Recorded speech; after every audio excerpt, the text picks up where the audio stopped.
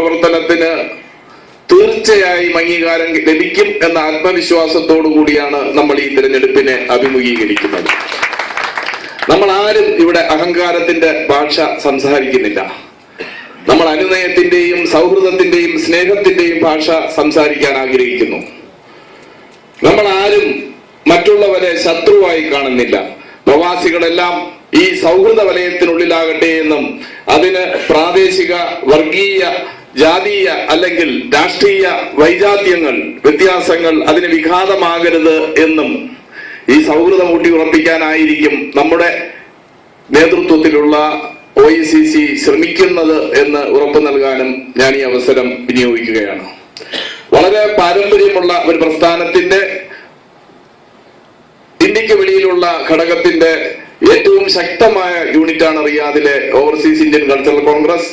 ഒരു തരത്തിലുള്ള വിഭാഗീയതയും അനുവദിക്കാതെ എല്ലാവരെയും, എല്ലാ കോൺഗ്രസുകാരെയും, എല്ലാ സുഹൃത്തുക്കളെയും സഹകരിപ്പിച്ചുകൊണ്ട്, ആരെയും നോവിക്കാതെ, ഏതെങ്കിലും ഒരു കോൺഗ്രസുകാരനെ വേദനിച്ചു കഴിഞ്ഞാൽ നമ്മുടെ സംഘടനയുടെ ലക്ഷ്യം പ്രാപ്തിയിലെത്താൻ കഴിയില്ല എന്ന വിശ്വാസത്തോടുകൂടി ഉള്ള ഒരു നീക്കമാണ് ഈ തെരഞ്ഞെടുപ്പ് കഴിഞ്ഞാൽ നമ്മൾ ആഗ്രഹിക്കുന്നത്. അത്തരത്തിലുള്ള ഒരു വിജയം കരസ്ഥമാക്കണമെങ്കിൽ ആത്മാർത്ഥമായ പ്രവർത്തനങ്ങൾ വേണം. പ്രലോഭനങ്ങൾ നൽകാൻ നമ്മൾ തയ്യാറല്ല.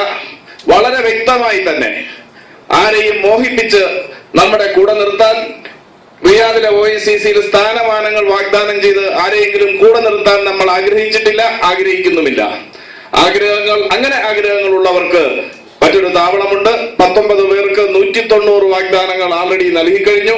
അങ്ങനെ ഒരു വാഗ്ദാനം നൽകാനും നമ്മുടെ വിഭാഗത്തിന് കഴിയില്ല.